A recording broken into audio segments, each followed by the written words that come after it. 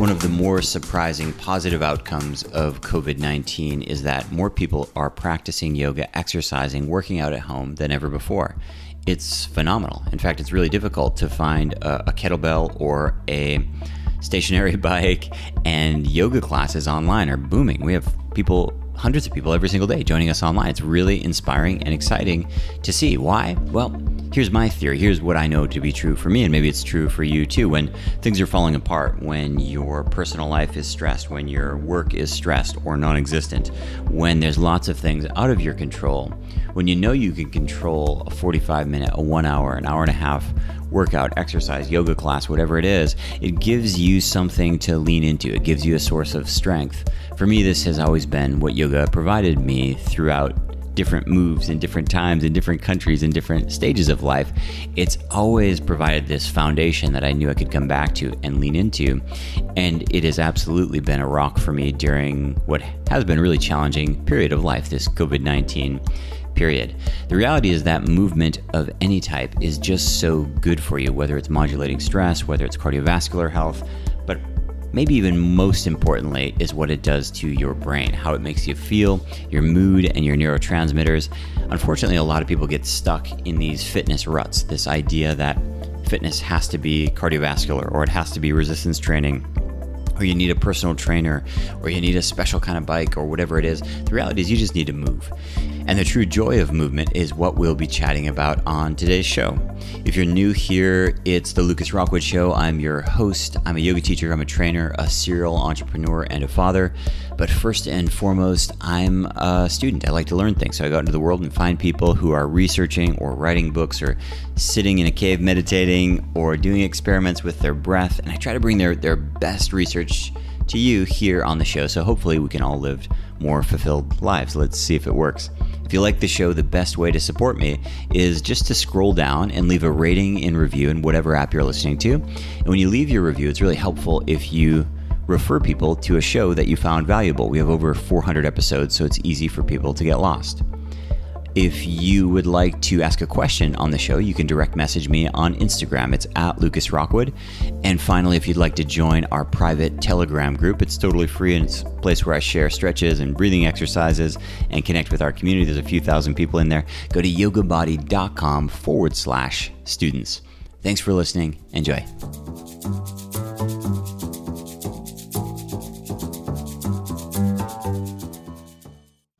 So hello and welcome everyone, Lucas Rockwood here. Today's show is called The Joy of Movement, and I am joined here with Kelly McGonigal. Kelly's a health psychologist, a teacher, and a writer. She specializes in the mind-body connection. You might know her from her TED Talk, How to Make Stress Your Friend. I was tweeting and sharing this many years ago. I was really excited to hear that all my stress was actually good for me. She's the best-selling author of a number of books, The Willpower Instinct, The Upside of Stress, and her newest book we'll be chatting about today called The Joy of Movement. And you can learn more at her website, kellymcgonigal.com. Kelly, welcome to the show. Thank you so much for having me. And you and I also have something in common, a deep love of yoga. Yeah. So well, maybe we can start there. You know, you have a really accomplished academic professional career. It's kind of the opposite of the stereotype of someone who would write a book like this, or someone who would be a fitness instructor. From what I understand, it's been like 20 years or something like that. So how did these two things coincide? How did they come together? I was actually just thinking about that today. It's about my 20-year anniversary of the first movement class I ever taught. And, I started teaching group movement, both yoga and dance and traditional fitness when I was a graduate student in psychology. And I was miserable in my first year of graduate school. I'd moved across the country. I had left my friends, my family. It was stressful, and I had not yet made stress my friend. And group movement classes, and particularly yoga classes, were where I was finding community and a sense of strength. It was the thing that was holding me together. And at the end of my first year of graduate school, my yoga teacher announced that she was moving. And having watched me all year, she actually encouraged me to do a teacher training and start teaching. And so that got me on my path, getting certified in teaching. And although, like you said, many people assume that doing things like teaching academic classes or writing books or, doing research, that would somehow be more important. I've come to feel like the greatest contribution that I've ever made to my community is through leading group movement experiences, because for a lot of people, they are what they were to me at that time in my life. One of the only places to feel a sense of belonging, an opportunity to challenge yourself and experience mastery and confidence, a place to learn things like mindfulness and courage, and an opportunity to experience joy, particularly when you're, moving to music or moving outdoors. So, so I'm 20 years later, still passionate about it. However, I am sheltering in place still. Yeah. So, I look forward to getting back at it. Yeah, I have a similar sort of situation. I always, when I go through immigration or whatever, they say, "What are you?" And I just write down teacher, and my partner, she says, "You're not really a yoga teacher. You have these businesses and you podcast and you write." I was like, I'm really just a yoga teacher. Like, I really am. I understand, like, I mostly talk about other things and I do a whole bunch of other stuff, but I'm mostly just a yoga guy. Like, it's been 17 years. I've mostly been doing this. It ends up turning into products and podcasts and things like that. So it's a funny conversation to stumble upon. But it's such an important point, actually. Being a teacher is such an amazing role. It's such a privilege. Yeah. And it's such a gift to the world. And both of my parents were teachers. Interesting. Classroom teachers. Yeah. So, I grew up definitely seeing how a teacher can change an individual's life. And like you, I feel like that's, no matter what else I do, that'll be the core of my identity. When books like this come out, people roll their eyes and they go, "Oh, yet another person telling me I should exercise more. I know that I should. I don't do enough. I don't want to read it. I'm going to feel guilty." And that's not me. Yeah, there's like this spinning wheel of head trash that starts. And I think my experience in this COVID period has been people have been really polarized in all ways, whether it's politically, whether it's mask, no mask, whether it's, the future is doomsday or the future is bright, or fitness, no fitness. And by that, I mean, some people I know are getting really fit, and some people I know have put on 15 or 20 pounds. And I'm just curious, from your perspective, before we jump into this, how can we just kind of preface this conversation so that the people rolling their eyes saying, "Oh, yet another skinny, beautiful woman telling me I should exercise. Great, have fun with that." How can we sort of, bookend this so people at least know that they're welcome in this conversation? Yeah. Well, let's start by saying that I specifically set the intention for the Joy of Movement to make sure that, every story, every study, the examples that I chose were, no matter what your lived experience is of being in a body, that you see your body included. Whether you are struggling with physical illness, chronic pain, disabilities, neurological disorders that impair movement, serious mental health challenges like depression, grief, addiction, any size, any age, across the lifespan. Because, I'm not here to tell anyone what they should do. We can take it back 10 years to my book, The Willpower Instinct, where I try to redefine what willpower is, which is not forcing yourself to do what other people think you should do, or forcing yourself to do what you don't really want to do. I define willpower as the ability to make choices that are consistent with your values and your goals so that you can show up in the world as the version of yourself that you want to be and contribute what you want to share with the world. And so I happen to believe that movement is one of the best ways to become the version of yourself that gives you a direct experience of more joy, energy, strength, mental stability, connection. It's an amazing antidote to things like depression and anxiety and loneliness. And it doesn't require being any sort of definition of physically fit. It doesn't require losing weight. It doesn't require fixing injuries or physical challenges that can't be fixed. It's about engaging with life through your body, the body that you have, and finding forms of movement that you enjoy, and finding forms of movement that empower you to be the version of yourself you want to be in every other role and relationship that matters to you. So, I have found in my own life that people will come to, say, my kickboxing class and feel empowered to be a caregiver in their life, that it gives them a sense of strength and courage to deal with something that's incredibly meaningful, but difficult in their own lives. Or that coming to a dance class, people find their capacity to experience moments of joy even when they're healing from trauma or grief. So that's the kind of movement that I'm about.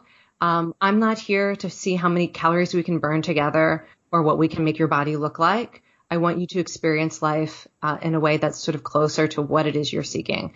And that includes all bodies. There's a a lot of memes online, fail quick, fail fast, go big or go home and all this kind of stuff. And I don't believe in that at all. Like, I'm just trying to win, and I mostly lose. You know what I mean? So the reason I like fitness so much, I've always been into health and fitness and food, and, well, not always, but for the past 17 years.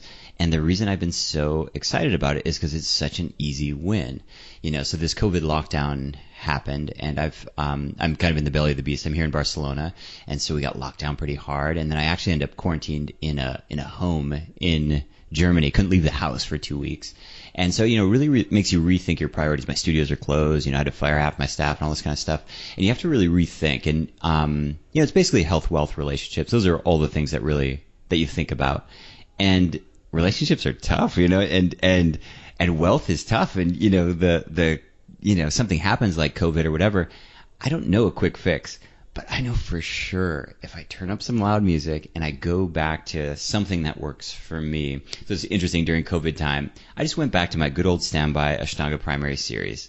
It's always worked for me. And it's just like, I don't know what else to do. I didn't have any weights, didn't have a bike around, couldn't leave the house, couldn't go running. I was just like, just screw it. I'm just going to do this. It was great. You know what I mean? And it's like, I cannot fix my relationship stress right now. I just need to work through it. And it might take a month. It might take a week. I don't know how long it's going to. I can't fix my business stress right now. I'm going to work on it. I'm not going to ignore it. But I can win the next hour and 15 minutes. And it's just, I just think people are too comfortable with losing. I wake up in the morning, I just want to win. Like, my ego is fragile. Like, people are, in the yoga community, people talk about, destroying the ego. Not me. I'm trying to build this thing up. I get kicked around plenty. And I just like to have the win. I think movement can really be that for people. I just never meet somebody who leaves a yoga class who regrets it. They always are happy, but we don't get to the class. And so, speaking back to your research and work on willpower, motivation, intrinsic versus extrinsic motivation, how do you help people think about why do we not do the things we know are good for us? Why do we feel so much resistance for the thing we know is going to work? It's so many interesting things in what you said. I mean, first of all, I just want to say that when I first started talking to scientists who study why movement reliably makes people feel better. It's called the feel better effect. And if you haven't moved in a while and you do any sort of movement that's appropriate to your body, most people immediately feel more optimistic and they have more energy. So you might call that feeling like a win. And one of the psychologists I talked to, she calls it the achievement sensation, which is very much like a win, that there's something about being physically active that creates this full-on mind-body sensation. It's like its own emotion that makes you feel like you accomplished something, that you achieved something, that you are really engaged with life, and that carries over. So I think I think that's an important thing to name, because often it's hard to imagine that when you're in the opposite feeling state. So one of the reasons that we experience resistance to movement is when you haven't moved in a while, you are in a state of mind and body that is lower energy and sort of mistakenly believes it needs to conserve energy. It's this weird kind of human quirk. So the longer you go without moving, the more reluctant your body and brain are to get you moving. But as soon as you are engaged with life through your body, it only takes a couple minutes for your brain to realize, oh, okay, time to switch. And you get that burst of adrenaline, dopamine, endorphins, endocannabinoids, that give you the fuel that you need to move and to do anything else in your life. So often the resistance is not some deep psychological struggle. It's just sort of how human biology works, which is until you're moving, you are in a state of mind and body that finds it very hard to imagine how good it's going to feel to move. So it's like with a lot of things with willpower. I always tell people, you can't necessarily listen to what your brain predicts if you know better. And it's so important to start to pay attention to how you feel after you've done something that is supposed to be good for you, or that in theory is in line with your goals. And if movement really is good for you, if you found a form of movement that is healthy, that is sustainable, that emboldens you, that strengthens you, that enlivens you, when you're done with it, you're going to feel better than when you started, even if you might be a little bit, tired if you were really pushing it, but you will feel alive. You will feel better about yourself and better about the future. And you have to find a way to imprint that and remember that, so that when you wake up and you're tired, or you've been sitting at your desk for a while and you haven't moved and your brain starts saying, oh, I don't have the energy for this, you remember, no, that doing it is how I get the energy for the rest of life. I think a lot about just engineering engineering feelings as well. So about a year ago, I did like 150 indoor cycling classes. I'm not really into cycling. I'm not drawn to it at all. But like they play really loud music, and you sweat a lot. And I went to a couple of classes. I was like, I haven't like listened to really loud music and sweat a lot since I was like 21 in a club or something. And I'm a middle-aged guy with kids and this kind of thing. It's like, I'm just gonna keep going to this class. I'm not gonna overthink it. I'm just gonna keep going. I haven't been going recently, but it was like 150 classes. And the reason I bring it up is I think I like your term movement, and I like just the openness of that suggestion. I get emails and direct messages all day long. Which style is best for me? Which yoga class? Is it okay if I go to CrossFit? My answer is just like full stop. Yes. Yes. Totally. Yes. And is it enough? Is it good enough? It's just like all of it. Do all of it. Do whatever. Exactly. Yeah. And can I just tell you, so having written this book, one of the things that people often are very relieved to hear, and then I have to quickly come in with holding the opposite. People are very relieved to hear that you can start where you are. You can do absolutely anything. There's no particular intensity required to start to experience benefits like more hope or, benefits for your mental health or, creating a brain chemistry that helps you connect with others. There's almost nothing that is too little that it's just any dose works, any type. And people are like, oh, great. So I don't have to run a marathon. Now, I'm not a runner, but the first thing I always say is, okay, you don't have to run a marathon, but you might find that you want to, because there's this whole other dimension to it also, which is any movement works if what you're looking for is joy and resilience. And also, there's something really interesting about pushing yourself to discover what's possible. So it's like a yes and situation where, yes, you can go for a walk and just breathe and enjoy being in nature, or you could train for an ultra marathon and push yourself in the wilderness. And it's all a different sort of aspect of human experience. So I encourage people to think of movement. Some people use that word because they're trying to avoid the word exercise, like exercise is scary and I don't want to sweat. And you don't have to sweat. And also when you are sweating, you might find that actually it feels really good and alive to know that you're doing something that is, making your heart stronger.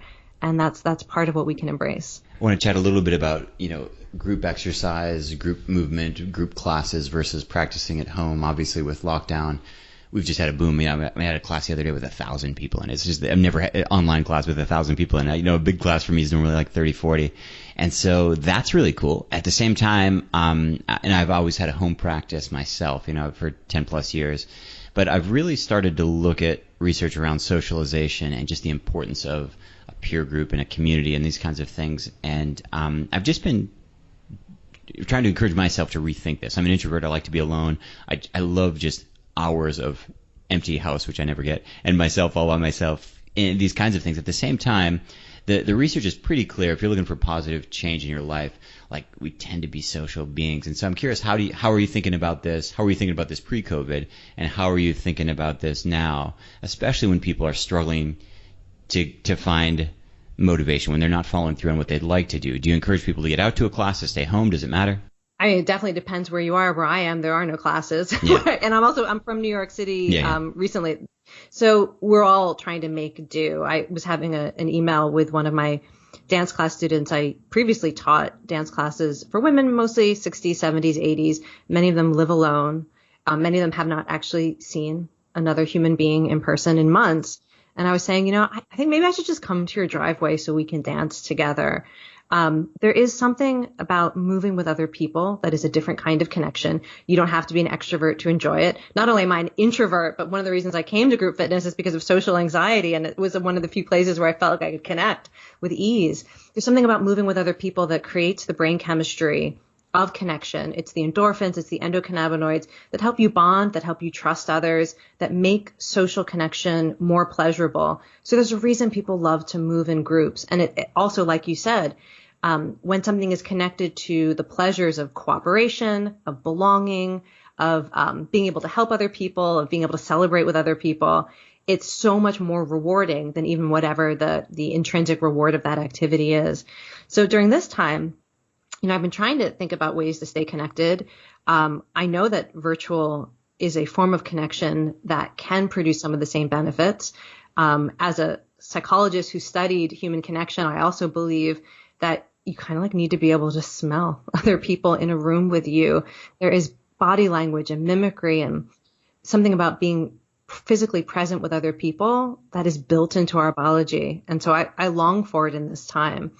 And I've been looking for ways to figure out how people can use this time alone to actually maybe deepen a relationship with themselves. So if we know that moving with other people increases trust, increases bonding, increases liking, can you use this time if you're moving on your own to think about your relationship with yourself, your commitment to yourself, to explore different aspects of yourself, because there's something about movement that makes room for that. So you wrote a chapter on music, and you talk about music in your practice, in your life, how you think about it, and how people can use music. And I wanted to add just one more question on the back of that, is people often have weird musical tastes. And what I mean about that is like I had, up until a few months ago, I had 3 yoga studios, and I walk in, instructors would be playing some weird stuff, like, weird 80s music, White Snake, you're like, really? You're listening to that? Or really nasty music, like raunchy hip hop. And so maybe you can speak a little bit to that, because I find that, especially when people work out or exercise or move, they tend to have weird preferences. And I see this at the gym too, and people's earbuds fall out. You hear some crazy death metal coming out of somebody who you wouldn't expect. Maybe you can talk a little bit about music and how you think about it. Yeah. Well, first of all, let me say that one of the things I love most about myself is that I love almost every type of music. And if anyone wants to work on something during this pandemic, if you have any time to develop yourself, one of the best things you can do is increase your enjoyment of different musical genres. Let me just say, it is a way of building empathy. It's a way of connecting with others. Aristotle said that when you listen to music, the quality of that music enters your soul. And in every form of music, even music you might find aversive, like metal or hip hop or 80s, whatever, there's a reason that people love it, and there's something good and essential in it. So, it's so interesting. A study was just published. I just came across this, somebody's dissertation, that when you move your body, it actually increases enjoyment of music as well. So if you want to increase your ability to enjoy different types of music, you should actually get your body in it and move to it. But what I think is so wonderful about music is how it gives us life. So one of the things that we know from the science is you can actually physically accomplish more when you're listening to music you like. So there's a reason that people might be listening to what you call weird, because it's their power music, and it's the thing that helps them lift more, go faster, go longer, or experience more meaning and joy while they do it. I've been telling people to create playlists for themselves at home. If you can't get to the gym or class, or you've never even exercised much before, to find music that moves you, and then let the music speak to you, and do anything. You can squat, you can shadow box, you can climb stairs, you can stretch, you can dance, you can play with your kids, and that music will bring out whatever is good in you, and the movement will amplify that. Why do you think people get stuck in music ruts? So, I have a buddy, and he's always playing this 90s music that we grew up on. I'm just like, oh, I hate it. My daughter, actually, she's 15, and 90s is cool. It's like retro, so they dress like the 90s, and they listen to this terrible night. She's listening to Salt and Pepper, and it's just terrible stuff. It just gives me flashbacks to high school. I'm not there with you. I'm going to embrace it all. Salt and Pepper. Are you kidding? I can handle some stuff. I can handle 90s West Coast rap. This kind of stuff I like. Let me be really serious about this for a moment. So you didn't mention it, but my own scientific research has looked at how we can deepen compassion and empathy, including self-compassion. And one of the reasons why I think it's actually an excellent exercise to move out of a musical rut is because, like I said, that when people produce music, they are telling you something about themselves. And when people tell you what music they love, they're telling you something about a meaningful time in their life. They're telling you something, if you listen to the lyrics, about what motivates them. Music is deeply personal. And so to move away from thinking, I don't like that stuff because I don't like the sound, or maybe I don't understand the culture, to put yourself in a place where you listen with your whole body, in the way that in our compassion trainings, we teach people to listen with their whole bodies to people's stories and their life experiences. There is nothing better than discovering that actually, like, maybe you do love current hip hop, or maybe you can feel your heart swell while listening to country music. So I mean, people get in a rut because it's what's meaningful and they have memories associated with it. And when you listen to a song you love, you get such a hit to your reward system. It's like a drug. So of course people get into ruts, but you can train yourself to fall in love with different types of music, just like you can train yourself to fall in love with different types of movement. Yeah, I mean, I don't know why people don't talk about Spotify as just like the greatest gift to humanity ever. It's like Monday, my Discovery playlist comes out. I'm just like, this is just the best thing ever. The reason I don't like to listen to my daughter's 90s music is just because it takes me back to a time that I don't need to have like emotional triggers from when I was 17 years old, you know. But there's people say there's no good new music. It's like, what are you talking about? There's amazing music all the time. It's just like I don't know why people aren't addicted to Spotify the way they are Instagram or Facebook, but I guess TikTok is kind of tapping into both that movement and music thing, which is kind of the only social media platform which I find at all interesting in terms of actual content being created. So it's kind of I too, when I finally figured out what TikTok was, I would just get lost in watching it. I feel like it's maybe it's the only social media platform right now that is a way to experience like moral elevation. It's I watch when people are doing it, particularly when people are moving with their family members or their pets. Totally. It's really, it lifts me up in a way that a lot of social media does. Yeah. I got a little guy. I got 3 kids, and my little guy's 15 months, and he dances. It's really interesting. He's always danced, and like a car will pass with a beat, and he'll put his hand in the air and look you in the eyes and just start like gyrating his hips. It's really, it's such a human instinct. Yeah, you cannot fight it. You cannot fight it. It's just, and he just wants to show you his hip shaking. He wants you to know what's going on. It is such a human instinct. This is what the joy of movement is. And this is what I'm hoping people will experience. That you can remember that there are ways that humans are born to move, and that, you know, whether for you it's shaking your hips or you know, throwing fists in the air or moving fast or stretching long, movement helps us experience the human capacity for joy and connection and courage. And that's what it's about. In many ways, it's like remembering.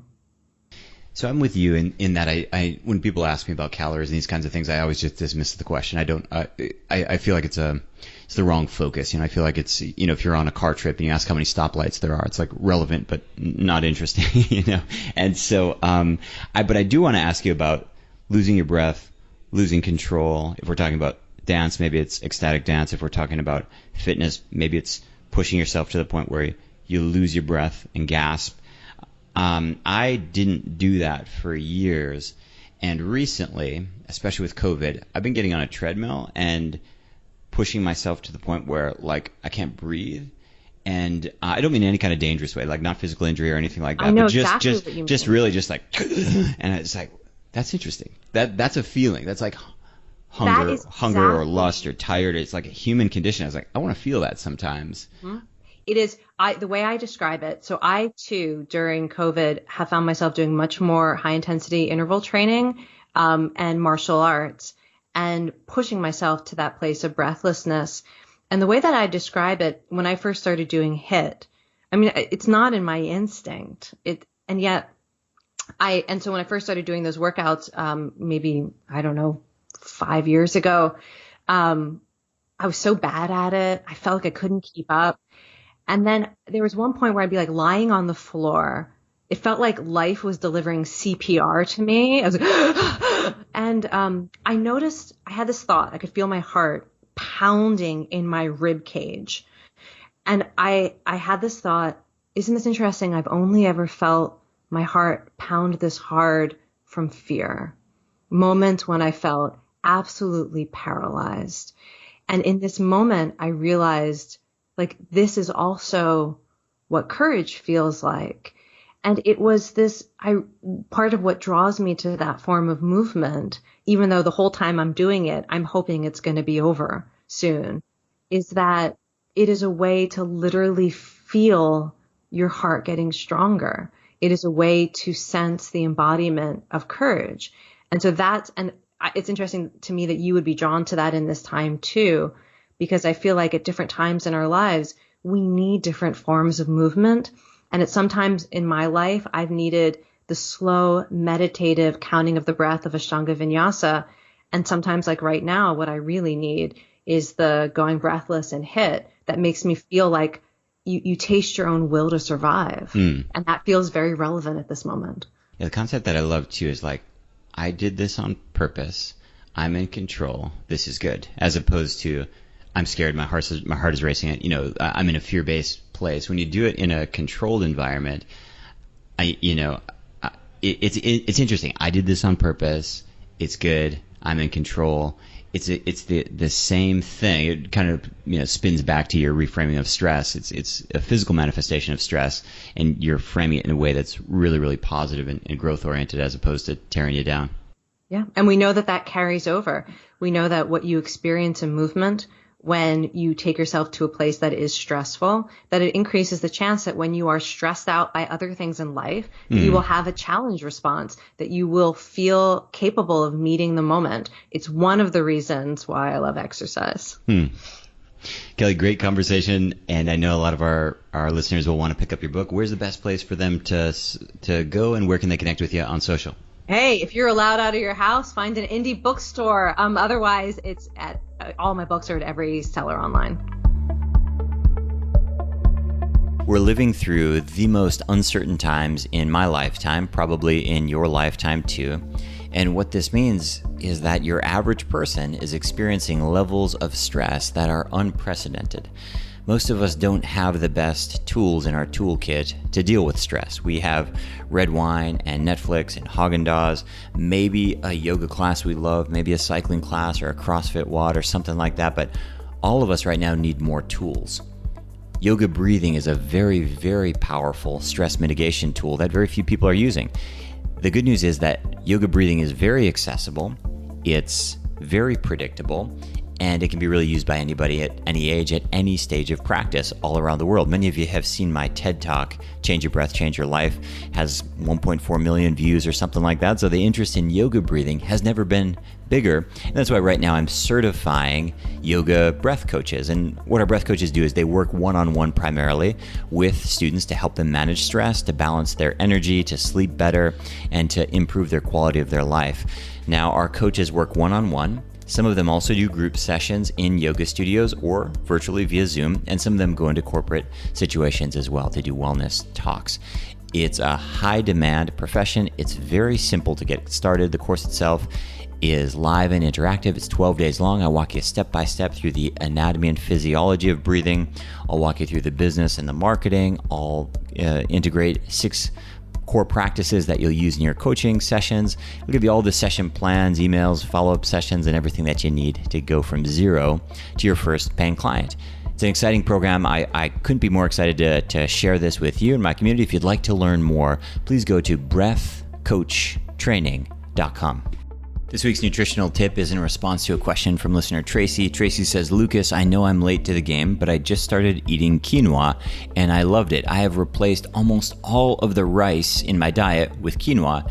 Is that good? Is there anything that I should worry about? So for those of you who don't know, quinoa is this weird seed that tastes really great. I really like the way it tastes. It's really light and fluffy, and it's got quite a bit more protein than rice. So it's a protein-dense grain. It's pretty tasty, pretty versatile, easy to use. I like to cook it, let it cool down, and actually mix it in with a salad. It tastes pretty good. There's also red quinoa, which is really nice as well. The only thing is some people react. So rice is hypoallergenic. Almost nobody's allergic to rice. Quinoa, a lot of people react to it. So for example, my daughter reacts really, really strongly. My son, no, he can eat it, but my daughter gets really strong reactions to it, and something called saponins. And when you rinse quinoa, you get these bubbles on the top. You can rinse quite a bit of it off. So the key thing is when you're preparing quinoa, you should rinse it multiple times really, really well. The truth is you should rinse rice as well too. In the East, everybody rinses rice. In the West, sometimes we're just not familiar with that's what you're supposed to do. But for sure with quinoa, you should really rinse it well. That can really help. I don't react to saponins at all, but many people do, and they'll get a really bad bellyache. But if you're not getting a bellyache and you're able to swap out your rice, I think it's a really great option. Quinoa is quite a bit more nutritionally dense than rice. I find that it's very unlikely that you'll overeat it. It's easy to overeat a bunch of white rice, for example. Pretty impossible with quinoa. It's pretty dense, and it's a really good option and relatively affordable. Hope that helps. We have a yoga question from listener Sarah M. on Instagram, and Sarah says, Lucas, I have inflammation in my knees and sometimes in my ankles, and I've been using rest, ice, compress, elevate, something I learned 20 years ago, but I'm suddenly wondering if it really helps. I don't really feel any difference as soon as I stop with the routine. Should I keep going? Should I try something else? I appreciate the question. When we get injured, when we get sore, when we have some inflammation, whether it's a hamstring, a knee, an ankle, whatever it is, immediately we think that there's something wrong and something that we need to be fixing in our body. And there's this arrogance that we have as modern humans where we think we know better than our biology. And it's just something I've been thinking about so much lately. And here's how it goes. You go out for a run and you push a little too hard. Maybe you normally run a 5K and you end up running 15K, or you run 10K, and you get home and doing a little stretching, sitting on the floor in the living room, talking to your significant other, and your knees feel a little wonky, and you look down, you see, ooh, they're a little bit inflamed. And right away you go, uh-oh, my knees are broken. I'm going to rest them, I'm going to ice them, I'm going to wrap them to compress them, and I'm going to elevate them to get rid of that inflammation. Here's the problem with this concept. It's really no different than a pill for an ill. It's this idea that we can just fix everything by, superficially adding these external therapies. And there's absolutely a time and a place for those things. But the moment after you just finished a run, that's not the time. You just hurt your knees a little bit, and your body is sending inflammation to that area to help heal them up. Why would you compress that? Why would you ice that? Why would you restrict circulation? We're doing it to make the pain go away. And we associate lack of pain with being cured. This is the same reason we very often use painkillers. This is the reason in some cases there's even opioid problems. We think of lack of pain as curative. It's absolutely not true. In many cases, it's just a Band-Aid. So my recommendation, Sarah, and for anyone listening, is when you get an injury, try to listen to it. I like to think of pain as a foreign language, and my body's trying to speak to me in this foreign language called pain.